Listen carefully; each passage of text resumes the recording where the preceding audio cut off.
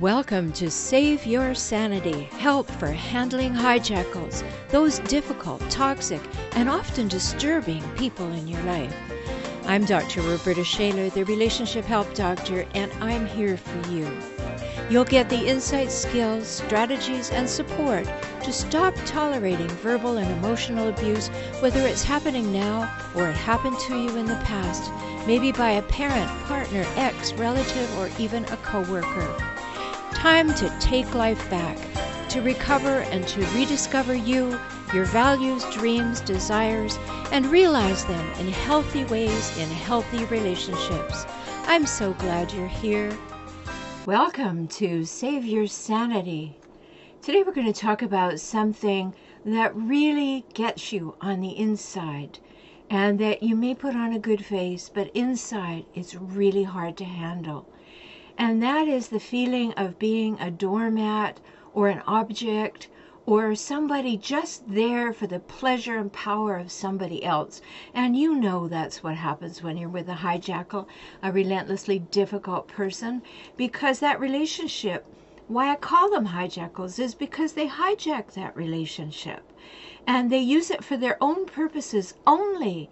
And then that's not enough. They scavenge them for power, status, and control over and over and over. So I'm Dr. Rhoberta Shaler, as you know, from forrelationshiphelp.com, F-O-R, relationshiphelp.com. And I know, so my clients around the world tell me that they feel that people treat them poorly, particularly the hijackal in their life. So do people treat you poorly? Do you feel put down or ignored or walked over or taken advantage of? Very common with hijackals. You need boundaries, strong, clear, expressed, and maintained boundaries, non-negotiable boundaries. You need to believe you have the right to take up space and draw breath on this earth and then teach people how to treat you. Are you ready for that? I'm going to give you some ideas today. I know you don't want to think that you're allowing people to treat you badly. But if they're doing it, you're letting them. And don't blame yourself. This is just new information, a new way to think about it. You may be letting them and enabling them. And I've spoken about enabling on another episode, so be sure to catch that one. So once you recognize that maybe you have a part in this and it's time to get up on your back legs and say no more, then you may need some help. You may need help to clarify your boundaries, to express the boundaries so that others can truly understand, and to maintain your boundaries in the face of them constantly being tried and transgressed. And it may all be new to you. You may just be recognizing that you do have the right to your thoughts and your feelings and your wants and your needs and your opinions. You really do. And once you recognize that, you may need some new ideas for speaking up. So I'm going to give you some. If by any chance you were raised by a hijackal, a relentlessly difficult person, you've been trampled on so frequently that you learn to just lie there. It's why you have to stand up and say no more. Expressing boundaries, setting boundaries, maintaining boundaries, all are required. It's a big task in the beginning because no one expects you to say no, right? They expect you to go along with things, especially things they want. They don't often care what you want because you've given up speaking up. Now's the time. So what are boundaries? They're not walls. They're more like doors that are currently closed. They may be opened later or they may never be opened. They are clear statements that let someone know, I am not you. Or this is okay with me and this is not. Or this is where I start and you stop. Your emotional health is directly related to your ability and your willingness to manage those boundaries. Are you doing that? Are you ready to do that? If not, you'll continue to be complaining about what people do to you, what they say to you, and what they expect from you. And you'll feel oppressed, repressed, and maybe even depressed. You use the word violated to describe a sexual assault. That's accurate. But you're constantly being violated if you don't teach people how to treat you. And you're 100% responsible for doing that. The good news is you can do something about it. In fact, you're the only one who can. And here's how. Sometimes you're violated by someone coming into your personal space too soon. It may be that you get up too close and personal and you feel uncomfortably unsafe. So you move back and they move forward and you speak up. I'm more comfortable being further from you. Let's stay at this distance. Now that's an expression of a boundary. That's not so difficult, right? You can do that. But other times, a new person steps into your emotional space prematurely. They might ask a question you don't feel it's their right to ask, and you don't want to answer. You may feel flustered, and somehow you feel obligated to answer. You are not. So you say, that's not something I'm willing to talk about with you just now. What's your reason for asking? Put it back on the other person. That's your right. Hopefully that person will have the sense to realize that they went too far. And if they don't, they will either persist and ask again or make you wrong for not answering. You've had that situation likely, so you just say, that's personal and I don't feel comfortable talking about that with you. Did you know you're under no obligation to answer a question unless you're in court? For you, it might be a big step to realize that. Just because someone wants to know something doesn't mean you have to tell them. Too often in this world, people will try to touch you too soon in ways that might make you uncomfortable. There's the whole thing about even meeting a new person. To hug or not to hug?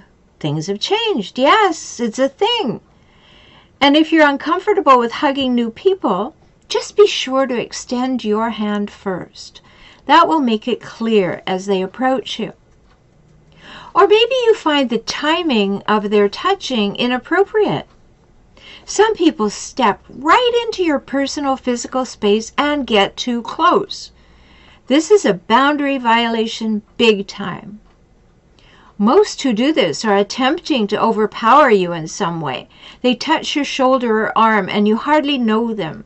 So instead of yelling, "Back off, buckwheat," although sometimes that's the only thing that they can hear, you might want to start with, "I feel uncomfortable with that touching. Please stop." Being clear and direct is important. The person may not realize what they're doing because it's perfectly natural for them. They feel they're letting you into their space. Be kind. Most people are not predators.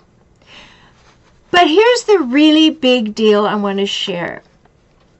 You don't owe anyone an explanation of why you want them to stop doing something that is about you as a person. You have the right to say no. It's a complete sentence. Of course, if you've been in a romantic relationship with someone, they do have the expectation of touching. Speak gently and assertively about your boundaries and the timing. And no matter what, you are entitled to give or not give your consent to be touched.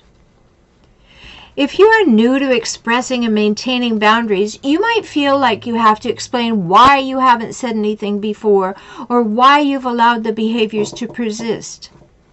You don't. You simply state the boundary and watch to see if it's respected, and if not, you'll have to state the boundaries again and again and add a consequence. Of course, if you're uncomfortable with physical intimacy in the context of a romantic relationship, this will also work. However, if you actually have a problem letting people into your life, even people you know, like, and respect, and you still shrink from their touch, you need to think about getting some help to resolve some old issues. If you've been abused in any way, you may be very leery of people touching you and slow to trust. And you may want to explain that to a partner you know you want to keep in your life and are just getting to know. If you put up walls instead of boundaries, though, that's a problem only you can take care of by getting help to resolve it. Too much distance can be harmful too, to you and to your relationship. Boundaries take a whole lot of practice. Physical boundaries, emotional, spatial, spiritual, and sexual boundaries must be in place. You must know what they are for you. And if someone makes you uncomfortable, it's likely that they are overstepping boundaries you didn't even know you needed. So think about that. Figure out why it bothers you and speak up. You absolutely have that right. So it's very important to recognize that you have no need to allow yourself to continue for one moment in situations that are uncomfortable for you or unwelcome to you. You can simply state a boundary, hold it, maintain it, and make it non-negotiable. And that can work within a relationship too. If you're in a relationship with a hijackal, you probably have not been enforcing your boundaries. You kept hoping things would change. Now is the time. You need to step up and set those non-negotiable boundaries delivered with no emotion, simply fact, followed by consequences. I hope this helps you because it will help you save your sanity. And I look forward to talking with you soon. Be sure to visit me at forrelationshiphelp.com, forrelationshiphelp.com, or go to my YouTube channel by the same name, For Relationship Help. Catch the Emotional Savvy Show where you find your favorite podcasts or on the Binge TV network. Talk soon. I'm so glad you spent this time with me today. I hope you heard something that touched your heart and empowered you to move forward. You can have the life and relationships that you most want, and that begins with you, within you, today. I'm always here for you. Life can get better, and you heard that from me, the Relationship Help Doctor. I'm Rhoberta Shaler, and I work with clients throughout the world through video conferencing. We can talk. So learn more at forrelationshiphelp.com, forrelationshiphelp.com, or visit me on YouTube at For Relationship Help. Join me for next week's shows.